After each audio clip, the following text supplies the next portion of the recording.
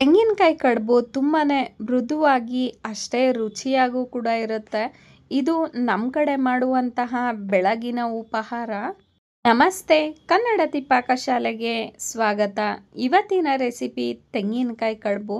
ತುಂಬಾನೇ ಮೃದುವಾಗಿ ರುಚಿಕರವಾಗಿ ಸುಲಭವಾಗಿ ಮಾಡ್ಕೊಳ್ಳೋದು ಹೇಗೆ ಅಂತ ತೋರಿಸ್ತಾ ಇದ್ದೀನಿ. ತೆಂಗಿನಕಾಯಿ ಕಡುಬು ನಮ್ಮೂರು ಹಾಸನಲ್ಲಿ ಬೆಳಗಿನ ಉಪಹಾರಕ್ಕೆ ಮಾಡುವಂತಹ ಪದ್ಧತಿ ಇದೆ.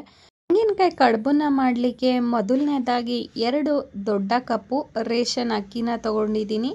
ಅಥವಾ ಇಡ್ಲಿ ಅಕ್ಕಿ, ದೋಸೆ ಅಕ್ಕಿನೂ ಕೂಡ ಆಗುತ್ತೆ. 1-2-3 ಬಾರಿ ನೀರಲ್ಲಿ ಚೆನ್ನಾಗಿ ತೊಳೆದು ಬಿಡೋಣ. ನೀರಿಂದ ಚೆನ್ನಾಗಿ ತೊಳೆದ ನಂತರ ನೀರನ್ನು ಬಸ್ಕೊಳ್ಬೇಕಾಗತ್ತೆ. ನೀರನ್ನು ಬಸ್ದು ತೊಗೊಂಡಿದ್ದೀನಿ. ಯಾವುದೇ ಕಾರಣಕ್ಕೂ ಅಕ್ಕಿನ ನೆನೆಸ್ಬಾರ್ದು. ತೊಳೆದ ತಕ್ಷಣವೇ ಈ ರೀತಿ ನೀರನ್ನು ಬಸ್ಕೊಳ್ಬೇಕಾಗತ್ತೆ. ಬಸ್ದು 1-2 ನಿಮಿಷ ಆದರೂ ಹಾಗೆ ಇಟ್ಟರೆ ನೀರೆಲ್ಲ ಚೆನ್ನಾಗಿ ಸೋಸ್ಕೊಂಡಿರುತ್ತೆ. ನಂತರ ಒಂದು ಬಟ್ಟೆ ಮೇಲೆ ಅಕ್ಕಿನ ಆರಿಸ್ಕೊಳ್ಬೇಕಾಗತ್ತೆ. ನೆರಳಲ್ಲೇ ಅಕ್ಕಿನ ಆರಿಸ್ಕೊಳ್ಬೇಕಾಗತ್ತೆ. ಬಿಸಿಲಿಗೆ ಯಾವುದೇ ಕಾರಣಕ್ಕೂ ಹಾಕಬಾರ್ದು. 10 ನಿಮಿಷ ಆರಿಸ್ಕೊಂಡ್ರೆ ಈ ರೀತಿ ಅಕ್ಕಿ ಒಣಗಿರುತ್ತೆ, ಉದ್ರುದ್ರಾಗಿರುತ್ತೆ. ಅಕ್ಕಿನ 5-10 ನಿಮಿಷ ನೆನೆಸಿದ್ರೂ ಕೂಡ ಕಡುಬು ಕೂಡ ಹಾಳಾಗುತ್ತೆ. ಜೊತೆಗೆ ನಮಗೆ ತರಿ ಮಾಡ್ಕೊಳ್ಳಿಕ್ಕೂ ಕೂಡ ಬರೋದಿಲ್ಲ, ಹಿಟ್ಟು ಥರ ಆಗಿಬಿಡುತ್ತೆ. ಸಮವಾಗಿ ತರಿನ ಮಾಡ್ಕೊಳ್ಬೇಕು ಅಂದರೆ ಈ ರೀತಿ ತೊಳೆದ ತಕ್ಷಣವೇ ಒಂದು ಬಟ್ಟೆ ಮೇಲೆ ಹಾಕಿಬಿಟ್ಟು ಆರಿಸ್ಕೊಳ್ಬೇಕಾಗತ್ತೆ. ನಂತರ ಒಂದು ಮಿಕ್ಸಿ ಜಾರ್ಗೆ ಒಂದೇ ಕಪ್ಪಷ್ಟು ಹಾಕಿ ಈ ರೀತಿ ತರಿನ ಮಾಡ್ಕೊಂಡಿದ್ದೀನಿ. ಬನ್ಸಿ ರವೆಯಷ್ಟು ತರಿಯಾಗಿದ್ದರೆ ಸಾಕಾಗುತ್ತೆ. ಅದಕ್ಕಿಂತ ತುಂಬ ಸಣ್ಣದಾಗೂ ಕೂಡ ಬೇಡ, ಅಥವಾ ಅದಕ್ಕಿಂತ ದಪ್ಪದಾಗೂ ಕೂಡ ಬೇಡ. ಕೊನೆಯದಾಗಿ ಅಕ್ಕಿನ ಹಾಕ್ಕೊಂಡಿದ್ದೀನಿ. ಅದಕ್ಕೆ 1 ಚಮಚದಷ್ಟು ಜೀರಿಗೆನೂ ಕೂಡ ಹಾಕ್ಕೊಳ್ತಾ ಇದ್ದೀನಿ. ಜೀರಿಗೆ ತುಂಬಾ ರುಚಿನ ಕೊಡುತ್ತೆ ತೆಂಗಿನಕಾಯಿ ಕಡುಬುಗೆ. ತರಿನ ರೆಡಿ ಮಾಡ್ಕೊಂಡಿದ್ದಾಗಿದೆ. ಈ ರೀತಿ ತರಿನ ನೀವು ಮಾಡಿಟ್ಕೊಂಡ್ರೆ ಯಾವಾಗ ಬೇಕಾದರೂ ಕಡುಬನ್ನ ಮಾಡ್ಬೋದು. ಸುಮಾರು 15-20 ದಿವಸ ಕೂಡ ಇಟ್ಕೊಳ್ಬೋದು. ಅದಕ್ಕಿಂತ ಜಾಸ್ತಿ ದಿವಸ ಇಟ್ಕೊಳ್ಳೋದ್ರಿಂದ ವಾಸನೆ ಬಂದುಬಿಡುತ್ತೆ.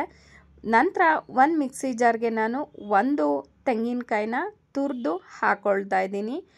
1 ತೆಂಗಿನಕಾಯಿನ ಹಾಕೋದ್ರಿಂದ ಕಡುಬು ತುಂಬಾ ಸಾಫ್ಟಾಗೂ ಇರುತ್ತೆ, ಜೊತೆಗೆ ರುಚಿಯಾಗೂ ಕೂಡ ಇರುತ್ತೆ. ನುಣ್ಣಗೆ ರುಬ್ಕೋಬೇಕಾಗುತ್ತೆ. ತೆಂಗಿನಕಾಯಿನ ಸ್ವಲ್ಪ ನೀರನ್ನು ಹಾಕ್ಕೊಂಡು ನುಣ್ಣಗೆ ರುಬ್ಬೋದ್ರಿಂದ ತೆಂಗಿನಕಾಯಿಯ ಹಾಲು ಕೂಡ ಬಿಡುತ್ತೆ, ಜೊತೆಗೆ ಕಡುಬಿನ ರುಚಿನೂ ಕೂಡ ಹೆಚ್ಚುತ್ತೆ. 2 ಕಪ್ಪು ಅಕ್ಕಿಗೆ ನಾನು 3 ಕಪ್ಪು ನೀರನ್ನು ಹಾಕ್ಕೊಳ್ತಾ ಇದ್ದೀನಿ. ಮಿಕ್ಸಿ ಜಾರ್ಗೆ 1 ಕಪ್ ಹಾಕ್ಕೊಂಡಿದ್ದೆ. ಇವಾಗ 2 ಕಪ್ಪನ್ನ ಹಾಕಿದ್ದೀನಿ. ನೀರು ಸ್ವಲ್ಪ ಕಮ್ಮಿನೇ ಹಾಕ್ಕೊಳ್ಬೇಕಾಗತ್ತೆ. ಅಕ್ಕಿಗೆ 2ರಷ್ಟು ನೀರನ್ನು ಹಾಕೋದ್ರಿಂದ ತುಂಬಾ ಸಾಫ್ಟ್ ಆಗಿಬಿಡುತ್ತೆ ಕಡುಬು. ಕಡುಬಿಗೆ ಹಿಟ್ಟು ತಯಾರಾಗಿದೆ. ಇನ್ನೊಂದು ಕಡೆ ನಾನು ಇಡ್ಲಿ ಪಾತ್ರೆಗೆ ನೀರನ್ನು ಹಾಕ್ಕೊಳ್ತಾ ಇದ್ದೀನಿ. ಕೊನೆಯ ಇಡ್ಲಿ ಪ್ಲೇಟನ್ನು ಉಲ್ಟಾ ಹಾಕಿ ನೀರು ಬಿಸಿ ಆಗ್ಲಿಕ್ಕೆ ಇಟ್ಕೊಂಡಿದ್ದೀನಿ. ಇನ್ನೊಂದು ಕಡೆ 1-2-3 ತಟ್ಟೆಗೆ ಎಣ್ಣೆ ಸವರಿ ತೊಗೊಂಡಿದ್ದೀನಿ. ತಟ್ಟೆಗೆ ಕಡುಬಿನ ಹಿಟ್ಟನ್ನು 2 ರೀತಿ ಹಾಕ್ಕೊಳ್ಬೋದು. ಒಂದು ಮೊದಲೇ ಅಕ್ಕಿ ತರಿನ ಈ ರೀತಿ 4-5 ಸೌಟು ಹಾಕ್ಕೊಳ್ಬೇಕಾಗತ್ತೆ. ನಂತರ ಅದ್ರ ಮೇಲೆ 1-3 ಸೌಟಷ್ಟು ಕಾಯಿ ಹಾಲನ್ನು ಹಾಕ್ಕೊಳ್ಬೇಕಾಗತ್ತೆ. ಈ ರೀತಿ ಅಕ್ಕಿ ತರಿನ ಹಾಕಿ ಅದ್ರ ಮೇಲೆ ತೆಂಗಿನಕಾಯಿ ಹಾಲನ್ನು ಹಾಕಲಿಕ್ಕೆ ಪ್ರಮಾಣ ಗೊತ್ತಾದರೆ ಈ ರೀತಿ ಹಾಕ್ಕೊಳ್ಬೋದು. ಅಥವಾ ಕಬ್ಬಿನ ಹಿಟ್ಟನ್ನು ತಿರುಗಿಸ್ಕೊಳ್ತಾನೆ 5-6 ಸೌಟನ್ನ ಹಾಕ್ಕೊಳ್ಳೋದ್ರಿಂದ ಅಕ್ಕಿ ತರಿ ತೆಂಗಿನಕಾಯಿ ಹಾಲು ಸಮ ಪ್ರಮಾಣದಲ್ಲೇ ಬರುತ್ತೆ.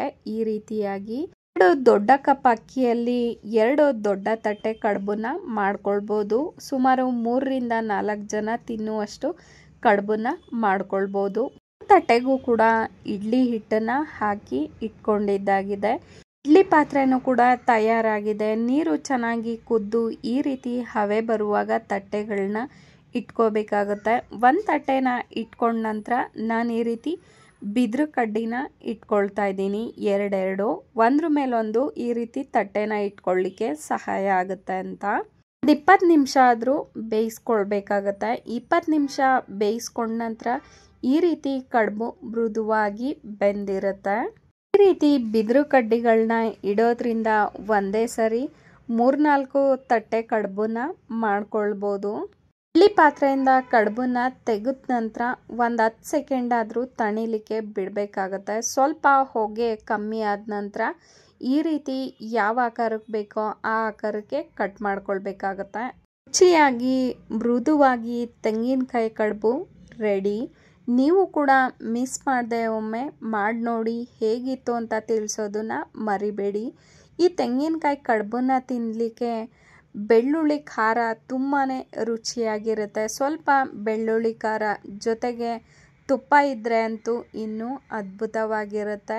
ಚಟ್ನಿ ಜೊತೆ ತಿನ್ನೋದಕ್ಕಿಂತ ಬೆಳ್ಳುಳ್ಳಿ ಖಾರದಲ್ಲಿ ತುಂಬಾ ರುಚಿಯಾಗಿರುತ್ತೆ ತೆಂಗಿನಕಾಯಿ ಕಡುಬು. ಕರಿಯನ್ನು ಮಾಡಿಟ್ಕೊಂಡ್ರೆ ಯಾವಾಗ ಬೇಕಾದರೂ ಈ ತೆಂಗಿನಕಾಯಿ ಕಡುಬನ್ನ ಮಾಡ್ಕೊಳ್ಬೋದು. ಬೆಳಗಿನ ಉಪಹಾರಕ್ಕೆ ತುಂಬಾ ರುಚಿಯಾಗಿರುತ್ತೆ. ಮಕ್ಕಳಂತೂ ತುಂಬಾ ಇಷ್ಟಪಟ್ಟು ತಿಂತಾರೆ.